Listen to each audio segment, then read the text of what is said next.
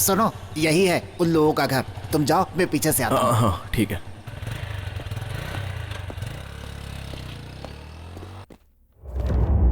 हाँ, आओ आओ, बैठो। रविशंकर से किसने पंगा लिया है? मुझे पता चला तो बुलाया। वो सब छोड़िए, आपका और उसका क्या मैटर है? राजनीति में ये सब चलता है, छोड़ो। अब तक उसे मेरी जरूरत थी, लेकिन अब नहीं रही। उस रविशंकर पे जरा नजर रखनी थी। मुझे उससे कोई मतलब नहीं है। वो मेरे भाई को धमकी देने आया था, इसलिए मैंने उससे थोड़ी सी टशन में बात की बस। बहुत अच्छा किया। अगर सभी लोग ऐसा करें तो ऐसे लोग सामने ही नहीं आएंगे। कैसे पूछो? बिना पावर के मैं उन लोगों के साथ कुछ नहीं कर सकता। खैर, कुछ भी हो, उनसे संभल कर रहना।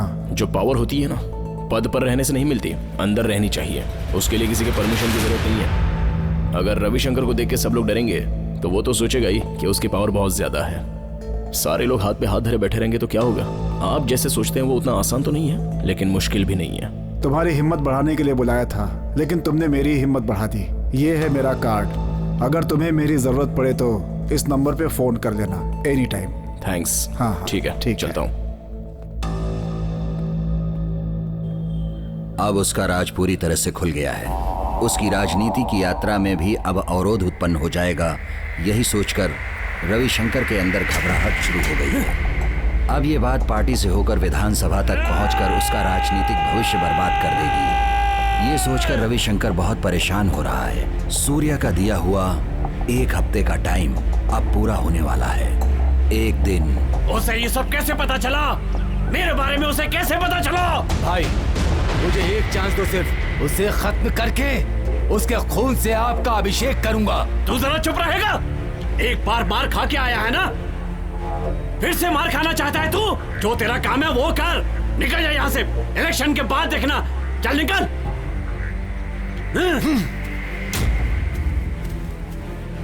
ए शंकर, मेरी बात सुन जरा।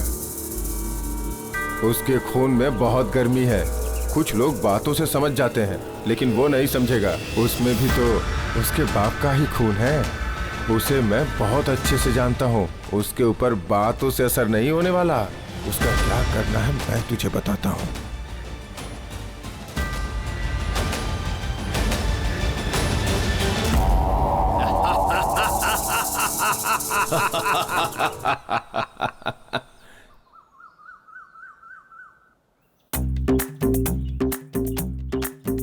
वो क्या है कि दरअसल भैया किसी दूसरी लड़की से शादी करना चाहते थे, लेकिन मैंने मना कर दिया। अब शादी तो अपनी बिरादरी वालों से ही करनी चाहिए ना। वो कहाँ है? वो डर के मारे नहीं आए। वो मेरा दामाद है। अगर बिना बताए उसने शादी की तो मैं उसका हाथ पैर तोड़ दूंगा। वैसे ये सब कहने वाले तुम कौन? मैं भी आपका दामाद हूँ ना। सारे गांव से कर्ज लेकर बेकार घूमते रहते हो, तुम्हें दामाद कौन बनाएगा? मतलब मैं आपका कुछ नहीं हूँ। जीवन भर मेहनत करके ये घर बनाया मैंने। कब क्या और कैसे करना है ये मुझे अच्छी तरह से पता है। पहले एक जगह पर टिकना सीखो। इस हाल में तुम्हें कोई अपनी बेटी देगा क्या? पहले 4 पैसे कमाना सीखो। मेरी बेटी की शादी किससे करनी है ये मैं अच्छी तरह से जानता हूँ। ज्यादा समझाने की जरूरत नहीं है, निकलो। तो आप मुझे घर से जाने के लिए बोल रहे हैं क्या? सीधे तो कह रहा हूँ, समझ में नहीं आता? चल जा यहाँ से। रुक जा। अरे बेटी, जरा इधर आना। हाँ हाँ।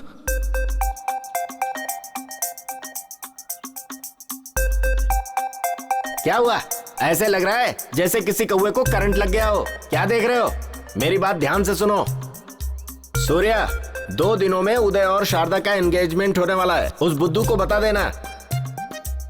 एक बात और, ये भी मेरी बेटी के जैसी ही है। ठंडी का मौसम आने वाला है।